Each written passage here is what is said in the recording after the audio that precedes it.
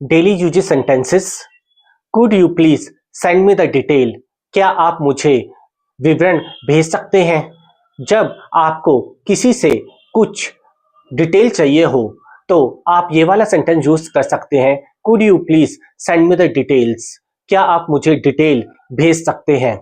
Second, I will handle it, don't worry. मैं इसे संभाल लूंगा, चिंता मत करो।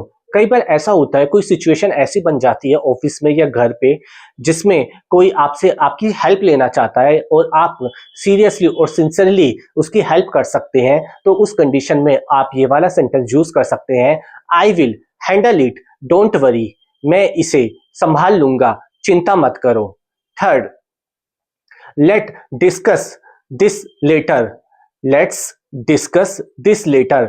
इस पर बाद में बात करते हैं। कई बार आप ऐसा होता है कि आप बात करने के मूड में नहीं है या फिर आपका ध्यान कहीं और है, आप कुछ और सोच रहे हैं और आपके मन में कोई और डिस्कशन चल रही है, तो उस कंडीशन में आपके पास अगर कोई आता है और आप इस समय उससे बात नहीं करना चाहते हो किसी पर्टिकुलर सब्जेक्ट पर, किसी पर्टिकुलर सिलेबस पर, तो आप ये वाला इंग्लिश में सेंटेंस यूज कर सकते हैं, let's discuss this later. Fourth, I completely agree with you. मैं आपसे पूरी तरह सहमत हूं। कई बार ऐसा होता है कि आप किसी मीटिंग में हैं, कहीं पे कन्वर्सेशन चल रही है, कहीं पे डिस्कशन चल रहा है और आप किसी पर्टिकुलर पर्सन XYZ पर्सन से बिल्कुल पूरी तरीके से सहमत हो चुके हैं, तो आप ये वाला सेंटेंस यूज कर सकते हैं, I completely agree with you. मैं आपसे पूरी तरह सहमत हूं। Fifth, that's not a big deal. वो कोई बड़ी बात नहीं है। जैसे आपको लगता है कि कोई ऐसी बात है, कोई ऐसा सब्जेक्ट है जिसे आप इजीली सॉल्व कर सकते हैं या जिसे आप इजीली आप उसको क्रैक कर सकते हैं, तो उसके लिए आपको क्या बोलना है, that's not a big deal. वो कोई बड़ी बात नहीं है।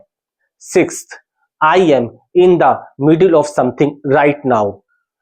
ये तब बोला जाता है जैसे कि आप कोई काम कर रहे हैं और आपको फोन आया किसी का कि मेरे साथ यहाँ चलो या मेरा ये वाला काम कर दो, या फिर क्या आप फ्री हो, तो उस समय आपको क्या बोलना है, आई am in the middle of something right now. क्योंकि आप कोई काम कर रहे हैं, आप उस काम के बीच में हैं और आप उस काम को अधूरा नहीं छोड़ सकते हैं, आपको वो काम पूरा ही करना है, तो उस सिचुएशन में आप ये वाला सेंटेंस यूज कर सकते हैं, I am in the middle of something right now. मैं अभी किसी काम के बीच में हूं। Seventh, can we talk for a minute.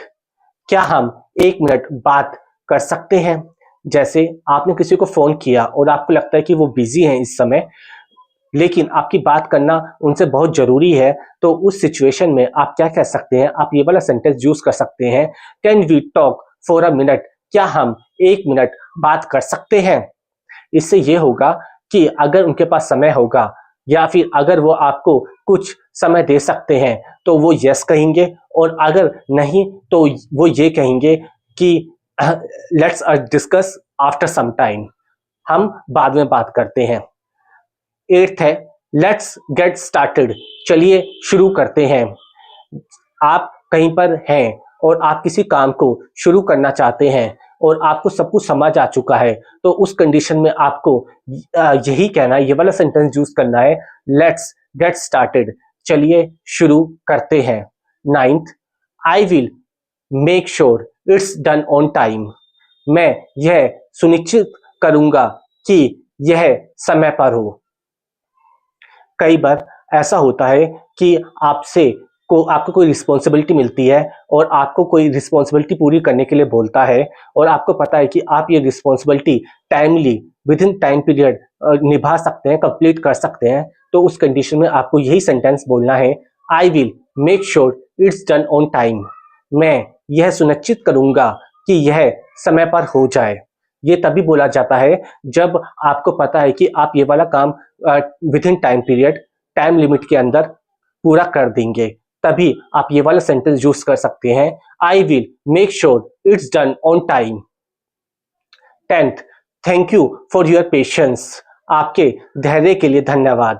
कई बार ऐसा होता है कि कोई आपका वेट कर रहा है और काफी समय से आपका वेट कर रहा है, लेकिन आप उसे मिलने नहीं जा पाए या फिर आप उसे अपना समय नहीं दे पाए, तो जब वो आपसे मिले फिर तो आपको क्या बोलना है?